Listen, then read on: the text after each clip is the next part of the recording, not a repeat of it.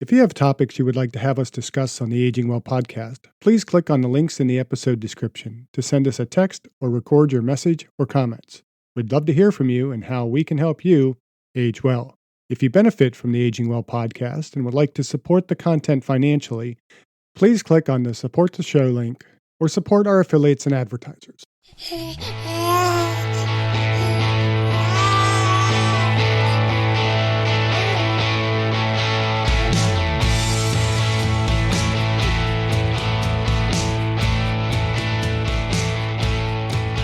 Welcome to the Aging Well podcast. I'm Jeff Armstrong here with Corbin Bruton. In this and the episodes that follow, we will share candid discussions on aging and hear from the experts. We are here to inform and encourage as we experience, aging. According to Testosterone Nation, creatine is no longer just a bodybuilding supplement.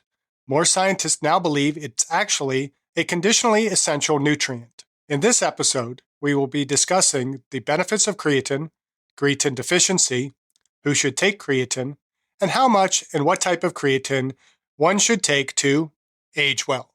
Hey, so we've mentioned in the past on a few of our other podcasts some supplements that are out there. What is your recommendation for the best supplements as far as weight training or performance overall goes? Personally, I kind of follow a list that I got from Mike Israetel and people at Renaissance Periodization and some of their writings. I wholeheartedly kind of agree with the list. And so it's what I kind of stick with, because this is the list that is the types of supplements that are most well supported in the literature, meaning that there's not this equivocal, depending on the nature of the study, depending on who did the study and who sponsored it, that the results are going to be skewed in one way or versus the other, because I do have a lot of skepticism about a lot of the supplements that are being promoted out there. But my list of 5 would be whey protein, casein protein. Now, those are 2 different protein supplements that are both based on dairy. Whey is a little bit more digestible, absorbable, so it absorbs much faster, so it's much better for protein supplementation around your workout. Whereas casein protein, for somebody who is trying to increase muscle hypertrophy, is a good protein supplement to drink or consume prior to sleep. And so it absorbs a bit more slowly, and those amino acids are getting out into the system to kind of facilitate protein synthesis in the muscle a bit more effectively. So those 2, I think, are very important. Creatine is probably one of the most well-studied, well-supported supplements that's out there, and I think it is something that all athletes should be taking. Glucose, which we tend to not think of sugar as being a supplement, but for performance and so around the workout itself, a glucose supplementation may be supported in order to keep the muscle fueled. And then finally, caffeine. Caffeine is a bit more of a stimulant. It is going to help you kind of be more alert, be more productive in your workouts. So those who would prefer to take a pre-workout drink, which I am not at all a fan of pre-workouts, unless you're maybe a high-performing power lifter that really needs to just get that edge to get that extra weight up. Caffeine is cheap and it's easy to consume, and it doesn't carry all the other crap that comes with some of those pre-workout supplements. So that's kind of my list. What are your thoughts? No, I couldn't agree more. And I would also really agree with you that creatine is easily the number one most studied thing that there is out there. And at one point in time, creatine did get a really bad rep, and people were saying, oh, it's dangerous for you. But the literature that's out there, that's not the case. Yeah, there is. I haven't found any literature other than if you have a kidney condition. Right. So if you do have a kidney condition, then you certainly want to, I would say, approach creatine with more caution. Talk to your physician about it, because as we're going to talk about here, I think creatine is a crucial supplement for us for many different aspects of performance. It is safe. At one point, I used to teach a little bit of caution with wrestlers to take it, because the idea was that it was trapping fluid inside the cell, and there's a possibility to actually become dehydrated if you're not getting enough fluid, because you can't get that fluid out of the cell. And there were a few deaths a number of years ago, this is probably almost 20 years ago, of wrestlers who the only commonality was that they were taking creatine. And I think that has been very well dismissed over the years in studying in the literature. And so it is a very safe supplement for people to take. And in reality, if we are consuming meat, we are consuming creatine on a daily basis. Yeah, so I think that's what we're going to dive into today and ask our listeners, are you getting enough creatine to age well? According to Testosterone Nation, creatine is no longer just a bodybuilding supplement. More scientists now believe it's actually a conditionally essential nutrient. Yes, and what they find is that, and this also comes from the T Nation article, which again, we'll link a number of different articles that we're going to talk about. We'll have a pretty long source list at the end of today's podcast. So we're not going to probably reference everything specifically as we go here, because then we start to sound like a research article and we'll put everybody to sleep faster than we probably normally do. But according to the article, they say that when children don't get enough, it jeopardizes their mental and physical development. When adults don't get enough, they run the risk of not maintaining normal energy flow and being more susceptible of neurometabolic diseases. And so the general recommendation coming from much of the science is that we get about 1 gram of creatine per day. And generally that should be enough to, if we are omnivores, we're eating meat, we generally will get enough of that to support the daily turnover that we see with creatine. So approximately 1 gram per day. Now that's, I think a 70 kilogram individual. So if you're a much larger individual, you may need a little bit more creatine, but more than likely, if you are eating meat, you're getting a little bit more of that in your diet. Yeah, actually, a group of Russian researchers assessed dietary creatine intake for the National Health and the Nutrition Examination Survey in 1999 through 2019. They found that 68.6% of adults consume less than 1 gram of creatine daily, indicating a relatively high proportion of inadequate dietary creatine intake in this age group.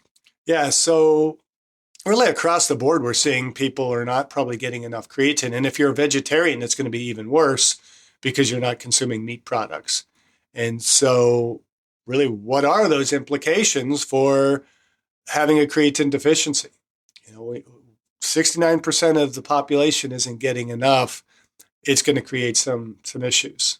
So according to that Russian research group, they suggest that the daily intake of creatine can affect growth in children ages 2 to 19 years. They observed that the height of children deficient in creatine was lower than in their taller peers. They suggested that an additional, and this is very interesting, an additional 0.1 grams of creatine ingested per day equated to an additional 0.60 centimeters of height. Wow. So about a half a centimeter. That's not a lot, but 0.1 creatine isn't a lot either. Well, it kind of goes the opposite direction of if you want to grow big, eat your vegetables, right? In this particular scenario, it's kind of like if you want to grow, make sure you're eating your meat, get that creatine in. So that's interesting. Yeah, how can you have any pudding if you don't eat your meat? How can you have any pudding? Yeah, I mean, that whole thing that, our parents used to feed us about, if you don't eat your vegetables, you're not going to grow and stuff like that. I mean, there's obviously some truth to that. There's nutrients in there, but those vegetables and meats should complement one another in terms of us getting a balanced diet that is going to allow for the greatest amount of health. Diving back into that T Nation article, the article suggests that when kids who have some sort of traumatic brain injury are given creatine, they show improvement in a variety of parameters, including communication, locomotion, and cognitive function in general. Yeah, so it makes you kind of wonder, too, we hear so much about kids having ADHD. How much of that maybe is associated with more of a creatine deficiency? Ooh, that's a good. I mean, I don't have anything to support that, but certainly it warrants a little bit of investigation. And it does seem that creatine benefits in normal brain development and function. And so it should be something we should be considering for children. And remember, when we talk about aging well, we start aging well when we are first conceived. Mm-hmm. And so for proper brain development and perhaps maybe there's even some issues in terms of limiting the risks of dementia and other things as we get older, if we have adequate creatine in our diet early on in life. I would say not even just dementia, but Parkinson's and anything that's affecting the brain. Mm-hmm. It's interesting. Looking at a few different sources, we tend to think of creatine as a muscle supplement. That it gets into the muscle, it helps to support the function of adenosine triphosphate in fueling muscle contraction. But I think it's like 16% of the creatine we ingest actually goes to the brain and fuels the brain. And the brain is very dependent upon creatine for adequate function. Yeah, so it seems that creatine's benefits the brain development and function. Creatine deficiency is also linked to depression. There was a study that found that depression was 42% more prevalent in the lowest quartile of creatine consumption, 0 to 0.26 grams a day. Yeah, so that's people that are really well below that normal adequate creatine intake, of 1 gram. So, about a quarter gram is not a lot. So obviously that is individuals that are consuming almost no meat per day. But it also has a role in protecting the heart and the liver as well. Apparently, about 65% of adults who consume less than a gram a day have about a 2.62 times higher risk of angina pectoris and a 2.59 times higher risk of liver disease. That is just absolutely fascinating.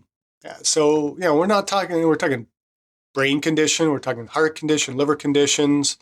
Talking emotional health as far as lowering depression. So, of the supplements we talk about when aging well, what seems to be most important to aging well? It's starting to look like creatine may be a very important supplement. Mm-hmm. Go ahead. Diving back into the heart, creatine reduces plasma cholesterol and homocysteine, both well-known risk factors for heart disease. Yeah, so the effects on homocysteine are also what may reduce some of that risk of liver disease because it has an effect of reducing the chemical that leads to kind of some of that diminished fat accumulation in that organ. And so fat in the liver can damage it and lead to impaired function. Maybe that's what was going on with my liver issues, that they could never figure out what was going on. I just kind of stopped I was taking creatine every single day, and then I just kind of stopped during the pandemic. Were you consuming meat? Well, yeah, but not as much as I wanted to. It was just here and there. It could be. I mean, as I said, it's conditionally essential, and for some people, it is going to be more important than for other people. And so it kind of warrants examining our creatine levels for our health. And so should we be taking creatine to age well? Yes, absolutely. I would agree. I think if you're going to take a supplement, I would, creatine would be my first choice. And you said you stopped taking creatine? Are you no longer taking it? No, I'm actually starting to retake it again, which is fascinating because prior to the COVID-19 pandemic, it was incredibly cheap and readily accessible at any supplement store. I think for $11 or $13, you could get a kilo of it. And for that same kilo nowadays is $49. It's crazy how much creatine has gone up. But it does. I mean, you compare that to whey protein. A kilo of whey protein is going to be a bit less than that, but you consume much more volume of that at a time. Correct. And so, if you kind of factor in the daily cost of that creatine, it's really not that expensive. And, the best thing is we'll talk about is to really shop around. We'll talk about some of what are the best types of creatine and so on. But before we get into that, how should we supplement creatine? Well, the traditional approach has been to load creatine. This involves a protocol of taking between 20 and 25 grams a day and then divided those doses out throughout the week, followed by a maintenance dose of 5 to 7 grams a day. Yeah, that's kind of what was in the instruction when creatine really kind of came to the forefront. And I'm trying to remember how long ago it really was that I really started kind of looking at creatine. But when I first took creatine, it was like kind of do a loading phase, and then you back off, and then you maintain for a while. And then you go through a period of time where you actually don't take creatine so you can kind of deplete the muscle, which now in hindsight, knowing these things about how it affects brain and cardiovascular health and everything else may not have been the best approach, but you kind of let it deplete again and then you load again. And so you go through these cycles, which was pretty complicated. And as the research went on, it was later discovered more that 5 grams per day taken for 30 days, and then you could actually reduce that to about 3 grams per day, actually worked just as well. You have a little bit longer period of time to full saturation of the muscle, but it was a little less burdensome on the stomach. There was less likelihood of gastrointestinal upset and some of those types of things. It's a little bit easier to just kind of get in the habit of taking so many grams per day. How do you currently take it?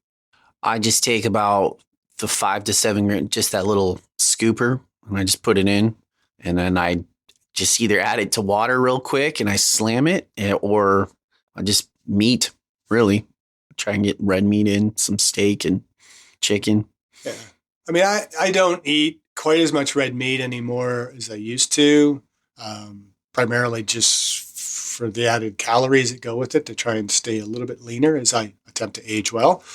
But I do take creatine every day, and I take it a bit more in conjunction with my workout. And so I'll usually put in, I think it's like 1/8 of a tablespoon measuring spoon actually in the container. So I just take 2 scoops of that, and it amounts to, the 2 scoops, I believe, is about 5 grams. So roughly about 5 grams every day. I don't worry about precision with the measurement. If I'm a little less, a little bit more, it's not going to be hugely detrimental. So I just do the 2 scoops, and then I'll usually mix that in with, water with, some of those little squirts, the flavored stuff. I think it's Mayo, or I think it's the brand that we tend to use. It just gives it a little bit of flavor, and it makes it a little bit easier to consume. And I just kind of drink that through the workout and sometimes through the whole day. I don't worry about downing the whole thing. I let it just kind of, I'm consuming it through the day. I think in the past we used to think that you had to take that 5 grams at once, and swallow it. But now the research seems to indicate that it's really just the overall daily consumption of creatine that's most important. And so it may actually be even more beneficial to kind of nurse that creatine into your system throughout the day. Now, my son, he takes creatine as well. He's getting a little bit better at being regular with it. There was a period of time where, I forgot to take it. But for recovery with sports and everything, because his wrestling practices have been so grueling and he's really trying to keep weight on rather than lose it as a big guy, he started taking a branched chain amino acid, which again, is another supplement. It's not on that 5 list because I don't think it is a critical supplement. The benefits are probably not as broad and absolute as creatine, but in his case, I think getting those extra amino acids into the system help kind of maintain muscle mass was going to be important. So he calls it his crimson elixir because it's like a fruit flavor, and it comes out kind of this reddish color. But he'll put his creatine in that, puts a scoop of the branched chain amino acids into like a 2-liter bottle and just drinks that throughout the day. And he'll generally drink like 2 bottles of that. And I don't know if he does creatine in both bottles, but he's getting at least 5 grams a day, just by nursing that throughout the day. So I think that's an easy way to get it in, is just mix it into a drink that you like and are going to drink regularly. Doesn't some of the research say that I mean, that's the reason why I slam it, is because I thought with creatine, once you put it in water, it'll completely dissolve and almost kind of disappear. Like it just, isn't it? No?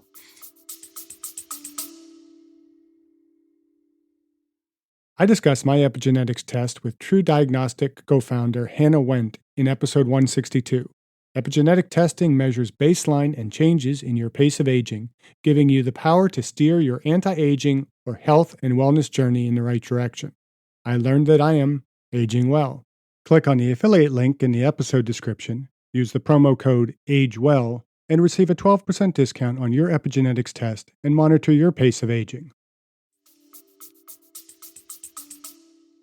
I don't think chemistry works that way. No, I thought it was. I think that was something that was believed for a while, but the literature, more current literature, seems to indicate that was not really the case. That it doesn't break down the way we used to think, and so yeah, it might be better to consume that serving in a shorter period of time, but I don't think there's any harm really in consuming it over the course of several hours if you need to. Gotcha. I might be wrong in that, but again, we need to be getting at least that 1 gram. And so if the first sips of that contains, we drink half of a serving, we're getting 2.5 grams. And if that begins to diminish over time and we have 5 grams in there, maybe we only get 4 grams over the course of that. But, what's the worst that's happened? You've wasted that little bit of money on that 1 gram of creatine. At that point, just dry scoop the creatine and just... I've seen guys do that, and it's like, why would you do that? I mean, it just makes absolutely no sense to dry scoop it and follow it with water. Why don't you just drop it in the water you're about to drink, stir it up, and down it? But then the residue gets on the side of the shaker, and then, that's just even less creatine that you're consuming. I don't know, but, how about the powder that goes into the air as you are dumping that into your mouth as well? So what about the average person who's just looking to age well? Well, for general health purposes, taking 1 gram of supplement creatine a day would probably easily fulfill most people's requirements for creatine, even if they're vegetarian.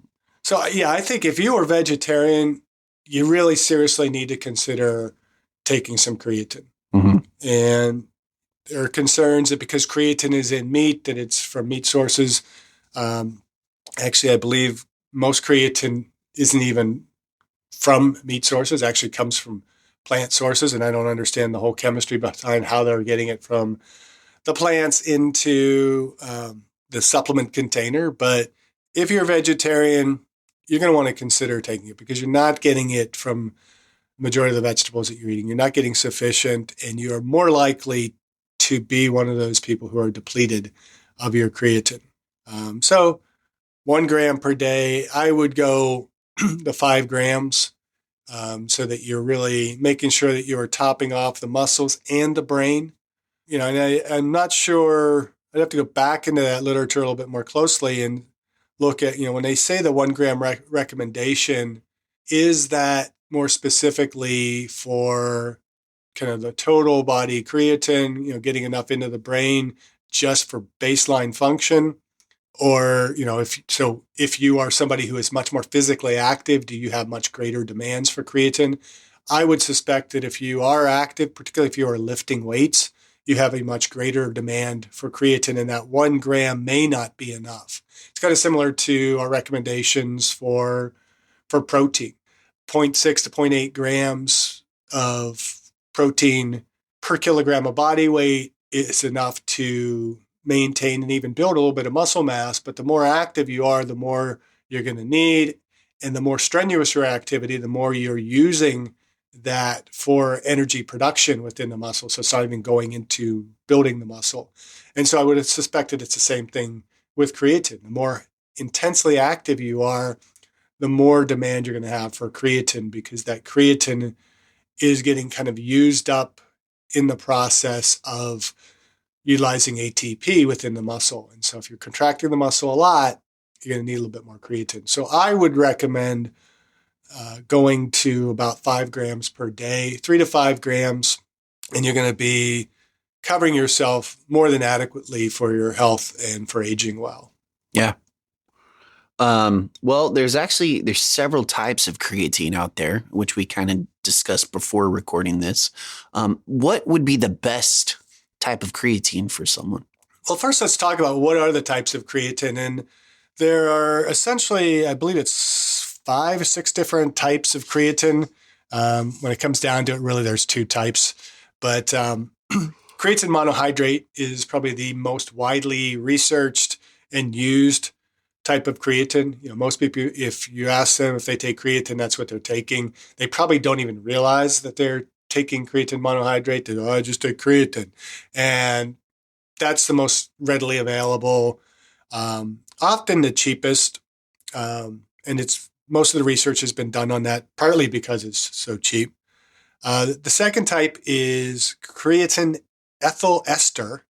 Sounds like your 2 aunts, Aunt Ethel and Aunt Esther.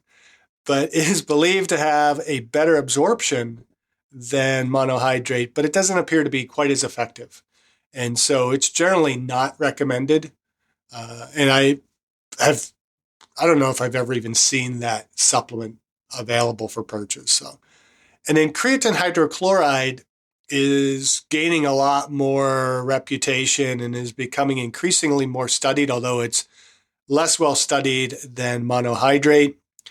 It appears to be a bit more soluble, and from my own experience, it is much more soluble than monohydrate. So you don't get that grittiness to the mixture when you drink it. It dissolves very quickly. So you don't get the grittiness of the monohydrate, but it can be a little bit more bitter. And so I don't think I could drink creatine hydrochloride in just plain water. I need my little squirt in there or mix it with something with some flavor to it. Whereas monohydrate, you could probably get by if you can deal with the grittiness, drinking it just in water. There are some limited studies on buffered creatine, but those studies are limited. It may be as effective as creatine monohydrate, but it's really hard to tell. Liquid creatine appears to break down and become ineffective. And that might be, I think, a little bit more where you were getting, where you mix it in, that you got to down it pretty quickly. And maybe I need to look into that a little bit more. But when you buy it in a liquidized form, it's generally not going to have quite the same performance benefits and other health benefits that monohydrate's going to have. And then finally, we have creatine magnesium chelate, which it's basically just creatine chelated with magnesium. And more simply, that's just magnesium is attached to the creatine molecule. It may be effective, but it's really not any more effective than creatine monohydrate. So in general, I would say that creatine monohydrate or creatine hydrochloride are the most preferred. And in either case, you want to look for one that is micronized, so that the granules are much smaller. They're going to dissolve much more readily, and it's going to absorb a little bit more effectively. Which is funny because that price increase that I mentioned earlier, the price increase for creatine monohydrate has gone up significantly, but micronized creatine is way cheaper than it was ever before. I think it's really interesting how that kind of has switched up. I think that's all the kind of product availability, the shipping, and all the staffing issues and all the other stuff that has kind of come from COVID-19. And hopefully those prices normalize a little bit more. So with that kind of recommendations, I would first off say, look at price. We've talked about which ones are most effective. And if you're looking at creatine monohydrate and creatine hydrochloride, then you want to look at which one is really going to be most affordable for you and most accessible. I've had trouble getting creatine hydrochloride lately. Again, same thing, availability issues. And so if I can't get it, I'm going to go ahead and get creatine monohydrate. That's what I'm taking right now. Buy it from the most affordable source and a reputable source too. You don't want something that they tell you it's creatine monohydrate, but it's something that's really, kind of cut with just some other powderish form or something like that. I like Bulk Supplements is a pretty good company. There's nothing fancy about their packaging. They're pretty cheap, and you can get it on Amazon or you can get it directly from their website. They have both creatine hydrochloride and monohydrate. Again, I just buy based on price. I think in both cases it is micronized. So look for micronization if you can. What about you? What's your thoughts? I would recommend, it's really, I really trust, it's either Super Supplements or Vitamin Shop. They're part of the same family, and their in-house name brand is actually Body Tech. And I think as far as bang for your buck, I think that Body Tech is a really, really well-known, reliable company. I think them being associated with Super Supplements and Vitamin Shop, like they take pride in making sure that they're given the best that they can out there. And also, like I said, it's cheaper compared to some of their competitors that they sell, like oh my gosh, Gold Standards. Wow, I'm completely drawing a blank right now. I don't think it matters. Nobody's supporting us financially by promoting their products, so I don't feel a huge need to say, hey, we're going to support this particular creatine brand. And I wouldn't not necessarily ever do that, because as long as, it's a decent product, look at the price and, consider the taste. Do you prefer monohydrate versus hydrochloride? So maybe you start off with a smaller, you don't buy a kilogram of it, you buy, a smaller container of it, try it out, see how it works for you, how you like it. If you don't like, say, monohydrate, try hydrochloride. And if you like that better, stick with that. If there's no real difference in preference, stick to price and buy from the brand that's going to be the cheapest. I would say if you are going to buy creatine, stick with the powder form. They have it in pill form, but you have to take in so many pills to get the exact same dosage that just one little scoop to me, it doesn't really make sense with taking the pills. Well, yeah, and the pills are just adding cost to it. Because that's all it is. Process, you have to put the tablet, put it into a tablet. So unless you just don't feel as comfortable with mixing it into a liquid and drinking it, that by taking the capsule form, you're not tasting it. But I would imagine that the capsule form is going to have a little bit of difference in terms of absorbability. Again, I haven't really researched that to give a definitive on that, but I would imagine that it's going to take a little bit longer to absorb into your system, because that capsule has to break down in your stomach before it's released out into the blood. Whereas if you consume it orally, mixed in a liquid, it may actually even begin to absorb before it even gets to the stomach itself anyhow. So again, preference, cost, those are your best recommendations. Now, do you have a preference over unflavored versus flavored creatine? I don't see what's the point in getting flavored if I'm going to mix it with a liquid that is flavored, and it gives me a little bit more versatility in what I mix it with. And again, adding flavor to it is going to add cost to it. Right. So I don't see a need to get it flavored. Good. Me neither. Buy just the cheapest or most ordinary packaging, branding of the supplement, get it at the best cost, and begin to consume it regularly. Because as we've talked about, creatine is probably one of those supplements that everybody should be taking. It's not just for bodybuilders and athletes anymore. It's for anybody who wants to age well. Age well. Correct. Thank you for listening. I hope you benefited from today's podcast. And until next time, keep aging well.